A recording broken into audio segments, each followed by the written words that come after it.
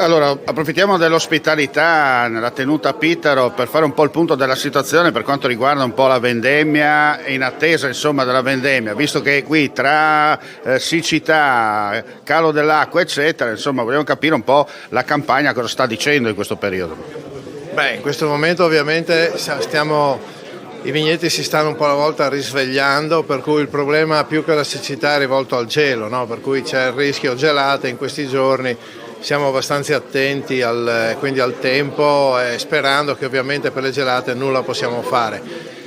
Primavera estate sicuramente riparleremo di siccità perché ha piovuto poco, avremo certamente la necessità come tutti di gestire i vigneti in maniera diversa, quindi chi ha la fortuna di avere l'impianto irrigazione come noi ovviamente utilizzarlo solo in maniera oculata quando serve. E quindi il problema siccità poi sarà ovviamente anche una materia di studio, penso, da parte della nuova giunta regionale, perché ovviamente il problema agricoltura dei prossimi anni è collegato direttamente anche alla siccità. Per quanto riguarda i vini invece della scorsa vendemmia siamo vicini al Vinitaly, per cui sono quasi tutti pronti per essere imbottigliati.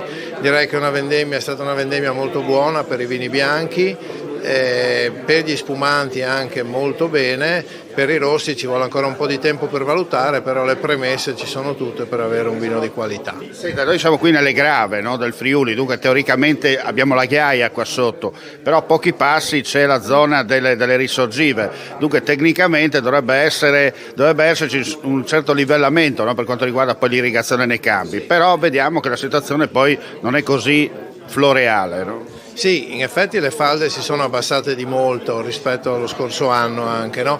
Per cui un problema è reale. Noi siamo fortunati perché avendo sopra della ghiaia l'acqua scende giù, però poco più a valle abbiamo i terreni argillosi che bloccano l'acqua, per cui ristagnando crea un grande lago al di sotto e appunto con dei sistemi che ci portano poi all'irrigazione, riusciamo a un sistema di pompe, riusciamo ad avere sicuramente l'acqua necessaria. Ovviamente non possiamo e non dobbiamo sprecarla, anche perché ci sono delle zone meno fortunate della nostra, penso a quelle collinari soprattutto, dove non c'è nemmeno previsto per ora impianti di irrigazione, per cui c'è la necessità di fare dei bacini irrigui appunto per supportare insomma, chi fa agricoltura e viticoltura nello specifico in collina.